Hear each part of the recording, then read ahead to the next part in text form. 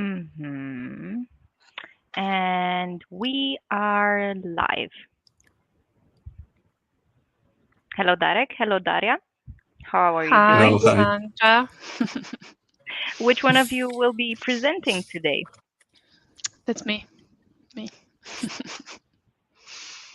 You will Uh, tell me to start, yeah? I mean, let's give it another couple minutes while people join us. Although we did make an agreement that it will be only me and Darek listening Yeah. to the presentation today, right? Yeah. And I will see your faces or you will turn off. No, we will be here for you. Perfect. How's the weather like in Poland? Because in Romania a storm is brewing right now, like a big storm. Yeah, yesterday we had huge snowflakes in Szczecin and my car was like full of snow. So it Oh, like was pretty interesting in the middle of April, to be honest.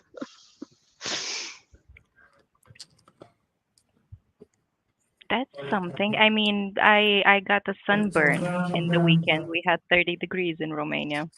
Yeah, we also had Nice. last week, but this week it is a nightmare. We have also a storm, a rain, and snow, and everything. So, So yay for global warming.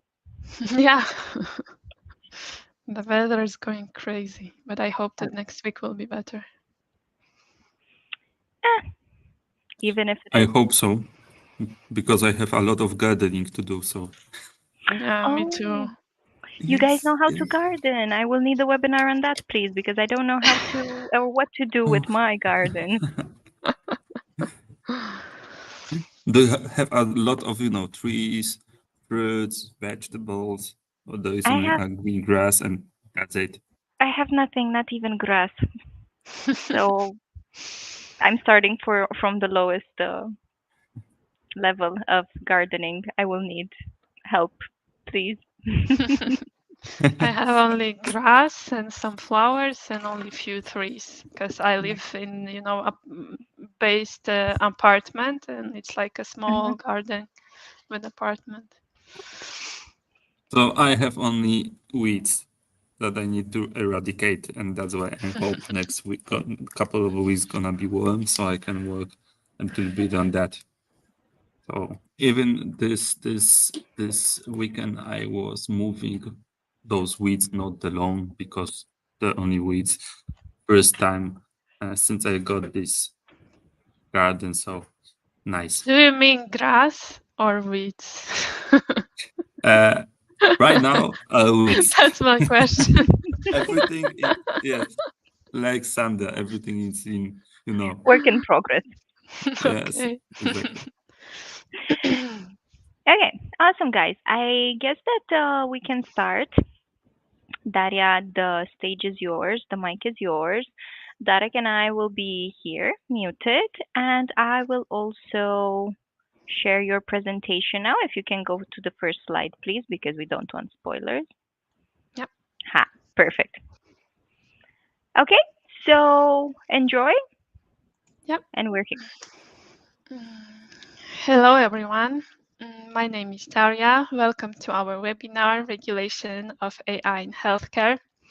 I am Quality and Regulatory Affair Manager in Spyrosoft. And here we have some key points which we will discuss today in the presentation. But first of all, I would like to introduce the Spyrosoft as a company. We are the huge software house and we provide to our clients the software solutions and the high quality consulting services. So if you have any doubts regarding your software development process or you need any consultation, including the regulatory and quality parts, just feel free to contact us. Me personally, as a quality and regulatory manager, I have more than 5-year experience within the medical device area. Some regulations, quality management system, registration of medical devices all over the world. So a lot of work. And this webinar will be suitable for you if you have any software as a medical device and you perform some design and development currently, or you are planning to introduce your device to the European or US market, as well as the companies which are the startups currently, or maybe you are regulatory or quality expert and you are seeking for knowledge regarding the AI regulations. So today we will discuss AI in software as a medical device, also AI-oriented global and local regulations, risks and benefits, and FDA and European AI approach. So we will compare them. Okay, I hope we can start. So let's move on to the first slide. The definition: artificial intelligence systems are software and possibly also hardware systems designed by humans that, given a complex goal, act in physical or digital dimension by perceiving their environment through data acquisition, interpreting the collected structured or unstructured data, reasoning on the knowledge, or processing the information derived from the data and deciding the best actions to take to achieve the given goal. Actually, in short words, that's technology that enables computers and machines to simulate human intelligence and problem-solving capabilities. What about AI in medicine?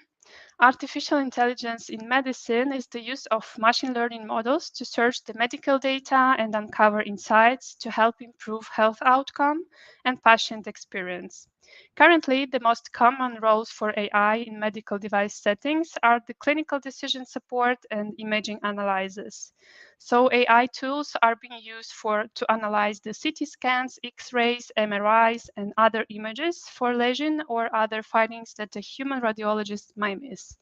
So currently we have a lot of clients who are developing AI powered solutions just to improve the patient doctor benefits and just to include some information and improve the outcome from the diagnosis and to help doctors to reduce the timing during your visit, for example, and prioritize if some of the patient has more problems or these problems are more critical, you will be like first in the queue to the doctor. That's something from my experience and from the customers who are seeking some help in AI-powered solutions. Machine learning and AI. Here we have some comparison about rule-based AI systems and data-driven machine learning AI system. Let's just discuss what is the differences. And in first table, we can see rule-based AI systems. They are mimic human behavior making decisions by applying static rules to arrive at predictable decisions. They are often visualized as the decision tree, and they may be originally developed based on a set of rules provided by human experts or can be based on training data. The logic used to make decisions is usually clear and reproducible.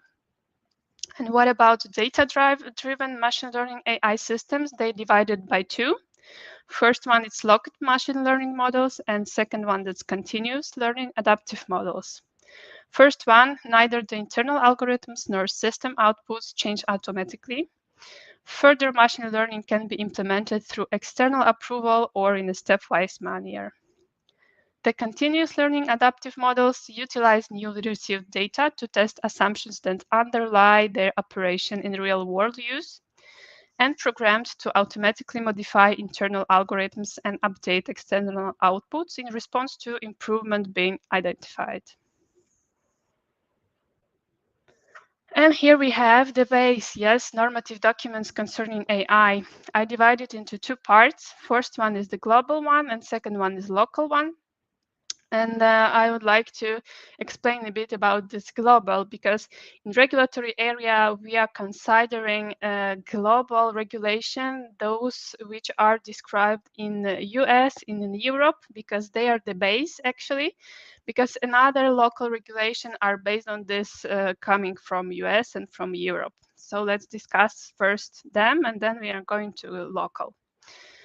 Global one, we can consider the EAC 82304, Health Software General Requirements for Product Safety, and EAC 62304, Medical Device Software, Software Lifecycle Process. The one of the most important for now, that's from the end of last year, European AI Act. Next one, that's the President Biden Executive Order on Safe, Secure, and Trustworthy Artificial Intelligence, if we are talking about US. And the last one, that's ISO EC 42001, Informational Technology Artificial Intelligence Management System. If we are talking about local ones, I have here only a few examples because if it comes to local regulations and you have registered your medical device, you need to seek to the information about the country where you are trying to register your medical device. And normally you will find some requirements additionally, even if it's in Europe. So here I mentioned the UK government's white paper on AI, Canada ADA Act, Artificial Intelligence and Data Act, Bill C-27, and Japan. In Japan, we have governance guidelines for implementation of AI principles, AI utilization guidelines, and social principle of human-centric AI. Of course, we have many more local regulations, but they also will be in somehow similar to the global ones, which will have some basic on it. So let's move forward. FDA approach. One of the most important regulatory organ in the world is the FDA. I believe that every medical device would like to be registered within the US. So normally the FDA's traditional paradigm of medical device regulation was not designed for adaptive artificial intelligence and machine learning technologies. But under the FDA current approach to software modification, FDA anticipates that many of these artificial intelligence and machine learning driven software changes to a medical device may need a pre-market review. So small recommendation from FDA, that's a pre-market review, but it also depends from the class of the device. If your device is higher than class 2, that could be possible that FDA will ask you to perform the pre-market review. So let's discuss the regulatory strategies which are available for FDA and for US market. We have 3 of them. If you, before the medical hardware or software will be legally marketed in US, if you are a legal manufacturer or distributor, you need to submit the you need to submit the documentation for FDA evaluation. For medically oriented AI ML-based algorithms, the regulatory body has 3 levels of clearance. We have listed them here: 510K, pre-market approval, and de novo. And each of them had a specific criteria to be fulfilled in order to be granted, so FDA will clear your device and list it. So first of them, that's 510K. If you need to perform a 510K approval, you need to show that your device is as safe and as effective as another similar legally marketed algorithm. So you need to provide substantial proof of equivalence for application, and without an approval of being substantially equivalent to the other algorithm, the one pending approval cannot be legally marketed. So if you have any predicate device, or you know that you have already on the market, on US market, something pretty similar that you are developing, you can prove your similarity with this device and go through the 510K clearance, which will be easier for you to go to the US market, for example. Second pathway, it is pre-market approval. It is issued to algorithms for class 3 medical device. The latter are those that can have a large impact on human health, and as such, their evaluation undergo more through scientific and regulatory processes to determine their safety and effectiveness. In order to approve an application, the FDA determines that the device safety and effectiveness is supported by satisfactory scientific evidence. So in this presentation, you will often hear the safety and effectiveness, because that's also some principles for regulatory part when you need often to prove that your device is really safe, that your device is really effective, because regulatory organs are really seeking for this information and will try to discover in your documentation if you can prove the safety and effectiveness of your device. The same is go to this pre-market approval pathway. And de novo, If you have really novel medical device and you have no any similar devices legally marketed in US, and but you can still prove the safety and effectiveness using your documentation, using your proofs, and showing your device, FDA can perform a risk-based assessment of device in question before approval, and all of your device to be marketed legally in the US. So summarizing, when you are trying to get to the US market, you need to consider which of this regulatory pathway you choose and which one will be better for your device and for which one you are actually classifying. Some examples. When I was looking for examples, for example, I was looking for something to compare if we will have any specific marking or specific red lines or anything which will show us that this device is the AI-powered solution or ML-based solution. And when I found some devices which are actually powered by artificial intelligence, I didn't find any major differences in FDA database. So we can look into this example. Here we have the MRI from Fujifilm, and this MRI is powered by artificial intelligence, and it works for reduced noise and short exams with excellent image quality, actually. So how it's described in FDA database? Actually, comparing to another medical device, nothing new. The device description, the regulation medical specialty, you can see radiology. The pre-market review was required here, as we can see. The submission type was 510K normally, and device class, that was device class 2. So everything is pretty similar. Nothing which will cause any major differences or specific markings or something. Another one example, it is powered by artificial intelligence as well. That's intelligent endoscopy module. So if we are looking into FDA database, we see the description as well. But here I just go deeper. I clicked on the device and here the information that I can see in FDA database. So that's the same like for any other software as a medical device that we will look into. A device description, definition, physical state, technical method. When we are going into the medical device, when we will click on that, we will see that the technical method will be described. And here we can see in the description that the machine learning and AI algorithms will be mentioned, but nothing nothing more. And the submission type, also 510K, regulation number 876, and device class, that was the class 2 as well. So as a conclusion, I can tell that nothing critical will divide the AI and ML powered solution from the regular software as a medical device if we are going to the FDA database and checking the information there. The conclusion about the FDA approach: AI represents the transformational opportunity to improve patient outcomes, drive efficiency, and expedite research across healthcare. As such, healthcare providers, software developers, and researchers will continue to innovate, develop new AI products that test the current regulatory framework.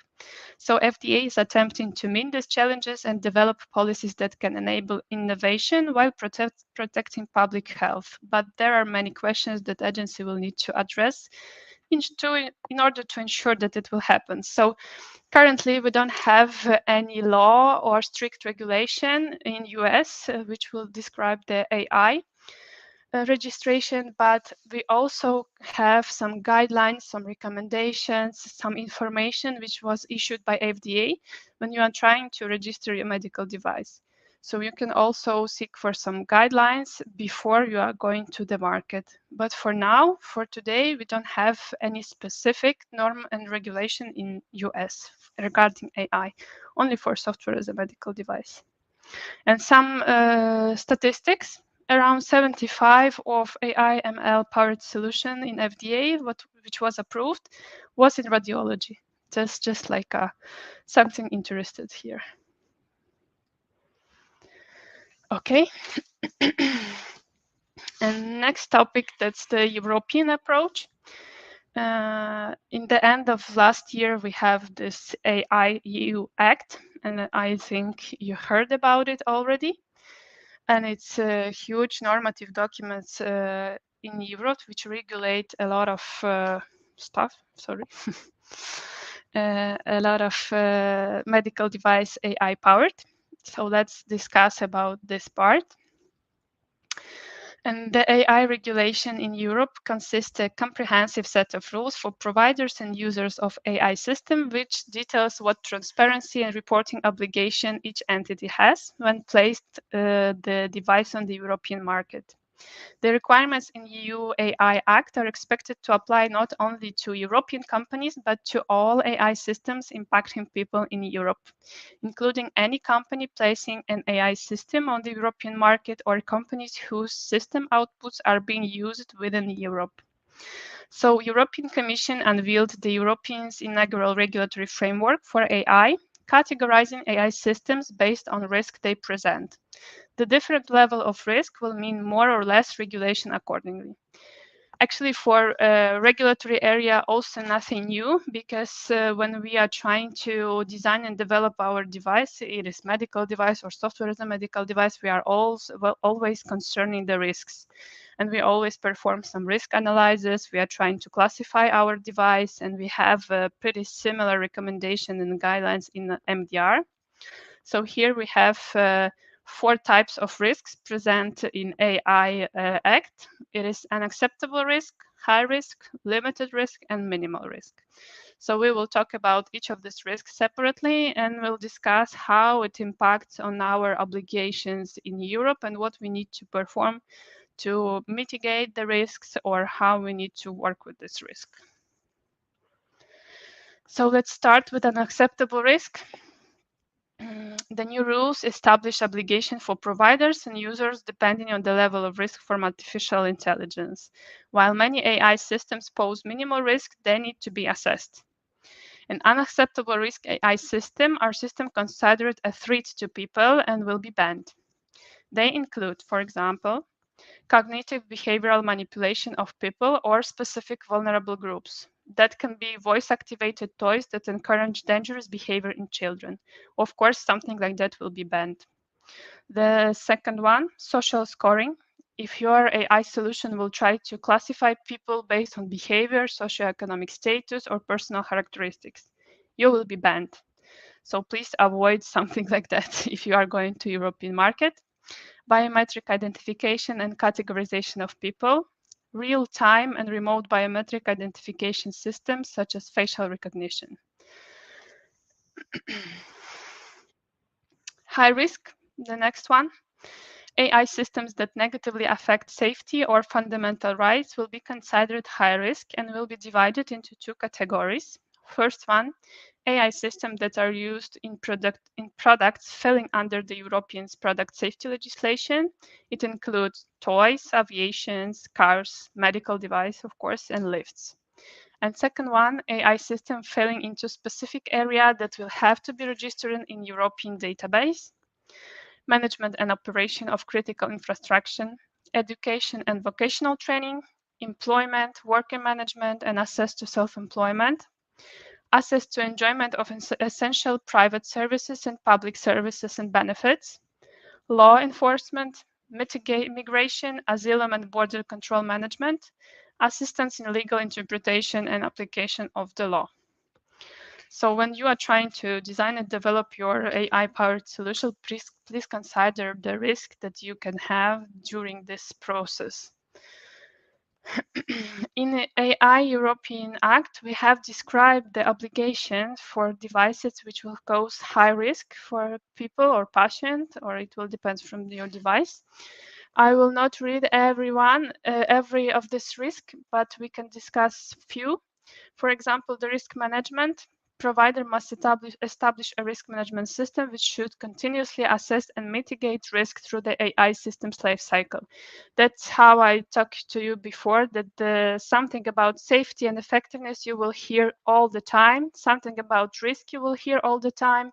That's the thing that are coming when we are trying to develop safe and effective medical device. We will always perform a risk analysis, and we will also manage our risk in the best possible way. Even if we are not going through the AI Act, we will find the obligation for it in MDR, for example, as well. The same goes to the technical documentation. You need to keep your technical documentation if you are perform the design and develop of your device as well. Record keeping, same thing. Transparency, human oversight, robustness, accuracy, and security. In AI Act, you will find not only obligation for the legal manufacturer, but also the obligation for providers, operators, and other participants. As it was discussed before, you are obligated to go through this obligation, even if you are not producing your medical device in Europe, but sell it in Europe, for example. So you will also be obligated to have the quality management system in place, technical documentation, perform the conformity assessment, automatically generated logs, and perform the corrective actions. Here also a few of next one obligations, but I will just recommend you to go through them if you will find them relevant for yourself. Just please go to AI Act and find relevant for you. If you are importer or distributor or legal manufacturer, please choose one which will correspond to your needs. Okay, and last two types of risk, limited risk and minimal risk. Limited risk AI systems should comply with minimal transparency requirements that would allow users to make informed decisions. After interacting with the applications, the user can then decide whether they want to continue using it or not. Users should be made aware when they are interacting with AI, and this includes AI systems that generate or manipulate image, audio, or video content, for example, deepfakes. Regarding the minimal risk, the systems presenting minimal risk for people, for example, spam filters, will not be the subject for further obligation beyond currently available legislation, excluding GDPR, for example. That's the last. The last page will tell us about regulation something more, because it always when it comes to regulation, it's always something recommended but not obligated you to do it. And it's about the code of conduct. And in Title 9, we can find a framework for the creation of the code of conduct, which aim to encourage providers of non-high-risk AI systems to apply voluntarily the mandatory requirements for a high risk. And AI systems, providers of non-high-risk AI system may create and implement the code of conduct themselves. Those codes may also include voluntary commitments related, for example, to sustainability, accessibility to persons with disabilities, stakeholders' participation in design and development of AI system, and diversity of development teams. So always when it comes to regulations, you can be not obligated, but you will have recommendation to go through the obligations and implement them in your company. So please pay attention to this recommendation, and if you will have the technical file in place and even some minimal obligation implemented, that will be easier to you even perform any self-audit or self-certification or whatever it will be.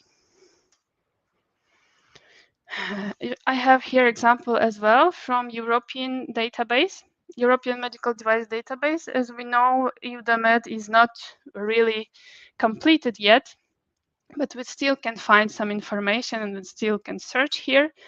And what I found, it is iArt medical device, AI powered, and its intended use is automatically detect more than mild diabetic retinopathy.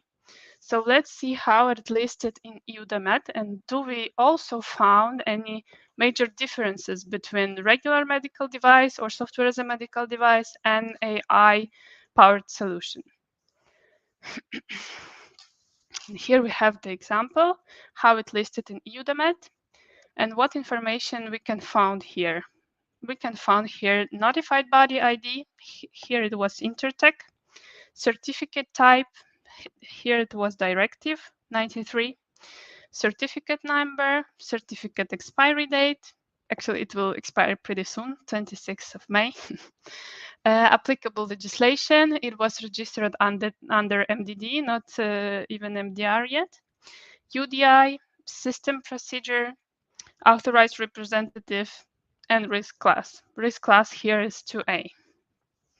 Actually, a lot of medical devices which have a software or software as a medical devices are going to class 2A because of MDR rule 11. So let's compare the approaches between Europe and FDA and US. Sorry. So what we can find here, what the similarities and differences are. First of all, regulatory agency. In USA, that's FDA and is centralized organ, so we can go to the FDA and register our device in US. What about Europe? We have accredited notified bodies, or you can perform the self-certification if your device are in the low risk class. And in Europe, it is decentralized, so you can choose the notified body as you wish. Regulatory pathway. Specific pathway for AI ML based medical devices. As we can conclude from this presentation, we don't have yet any specific regulatory pathway from in the US, in FDA, and we don't have either in Europe any specific regulatory pathway, but we have here European AI Act. So in US, we will have pre-market approval, 510K, and de novo pre-market review. In Europe, we don't have specific names for regulatory pathway. You just classify your device and call for regulatory for notified body audit and get the CE marking afterwards.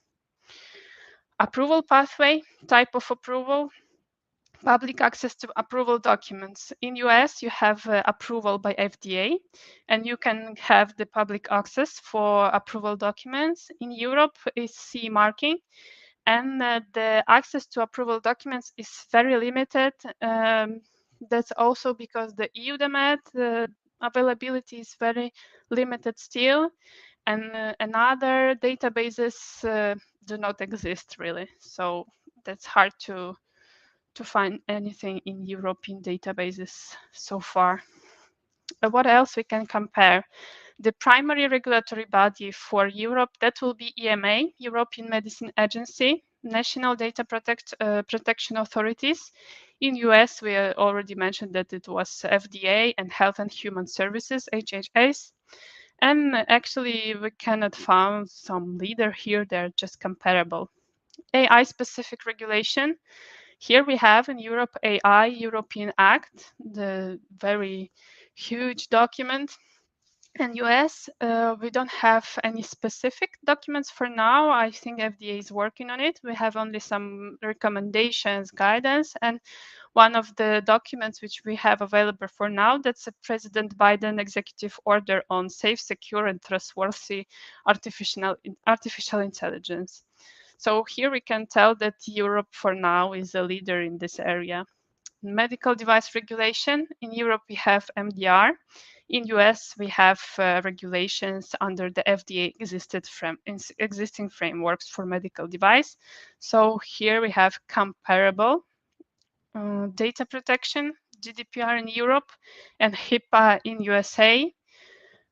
Just for subjective opinion, Europe here leads in comprehensiveness because HIPAA is actually very hard to understand if you are not an expert in that area. Approach to AI regulation. In Europe, that's precautionary comprehensive approach. In US, that's a flexible innovation-oriented approach. So as for subjective opinion also, for my opinion, US leads in flexibility and innovation support here. Market access. The rigorous process for market access with a focus on safety and compliance in Europe. And in USA, market access guided by safety and effectiveness assessment. A lot of words about safety and effectiveness here. So comparable.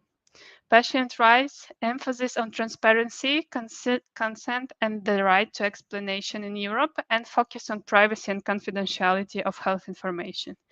Here, also comparable, Europe leads in transparency, but US in privacy. So what are the benefits of our artificial intelligence using in medical area, in healthcare area? So here I have listed few of them. They're also subjective, but we can always discuss how deep we can go with this AI solutions. And I believe that still the last word should be after the human.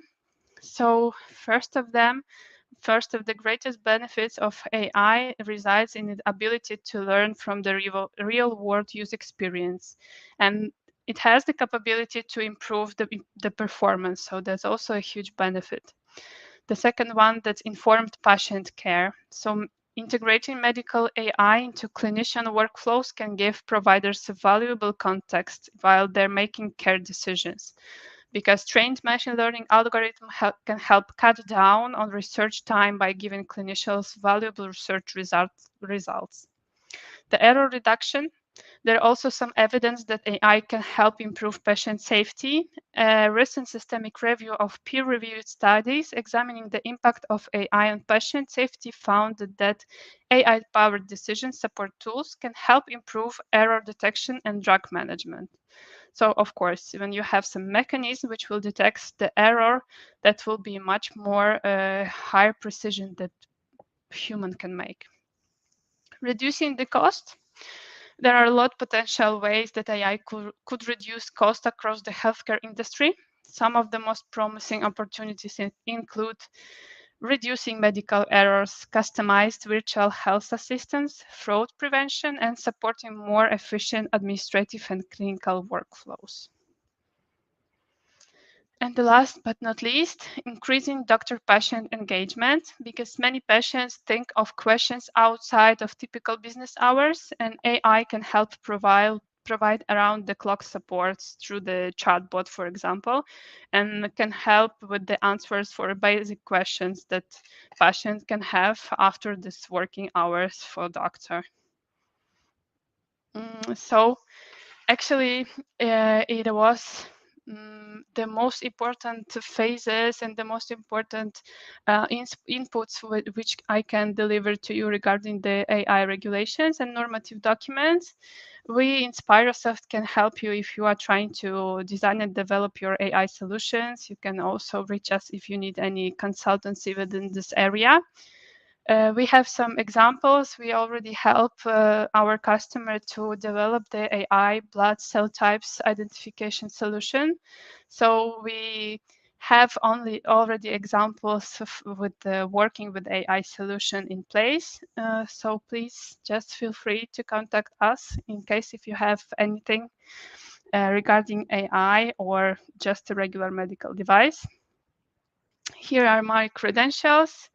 And if you have any questions, please write it down into our chat. I will make some post afterwards, after this webinar, with the answers for your questions. And I believe you can follow the Spirosoft web page and the LinkedIn or my page, and we will post something afterwards. Thank you very much for your attention. Have a good day. I hope that this webinar brings you a lot of new information. Thank you.